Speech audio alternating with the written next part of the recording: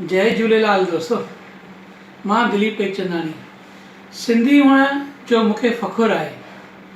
हा, मां सिंधी आहियां। दोस्तों, अॼु जो ही वक़्तु जेको लॉकडाउन जो पीरियड हली रहियो आहे, असां सभु सिंधी ॾिसी रहिया आहियूं त मोबाइल जे ज़रिए तमामु घणनि अलॻि अलॻि फील्ड्स में सिंधी पंहिंजा वीडियोज़ ठाहे करे मोकिले रहिया आहिनि, अपलोड करे रहिया आहिनि ऐं सिंधियत जो जाम विकास करे रहिया आहिनि।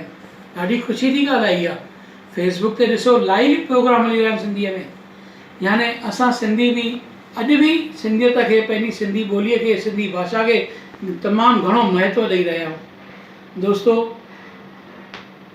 सिंधी न सिर्फ़ु ॻाल्हाइण पर लिखण ऐं पढ़ण जो ॾांहुं बि तमामु घणो ज़रूरी आहे।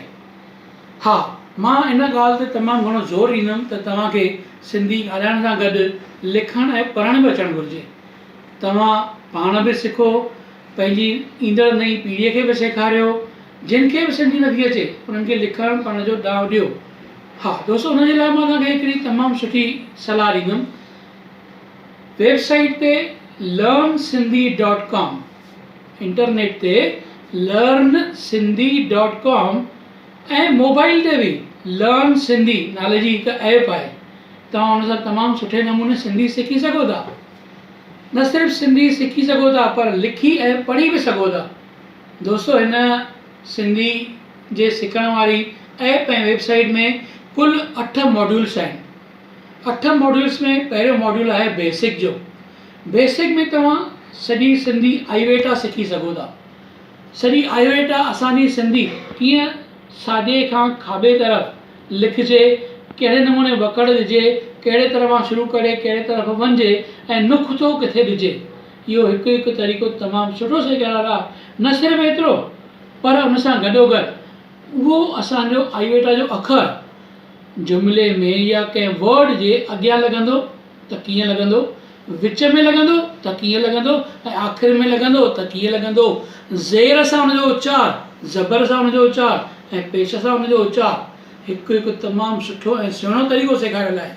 ऐं हा, लर्न सिंधी ऐप जे ज़रिए त तव्हां रांदियूं खेॾंदे खेॾंदे सिखी वेंदा।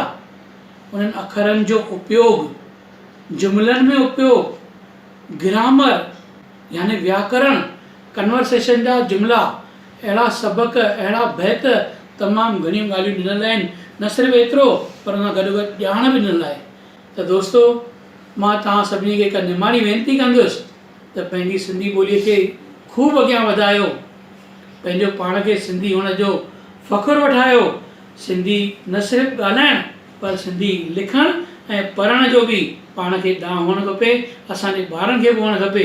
अचो त हिक ॿिए सां जोत जॻाए सिंधी ॿोलीअ खे ख़ूब अॻियां वधायूं, ख़ूब अॻियां वधायूं ऐं पंहिंजो पाण ते सिंधी हुअण जो फ़ख़ुरु वठायूं। जय झूलेलाल।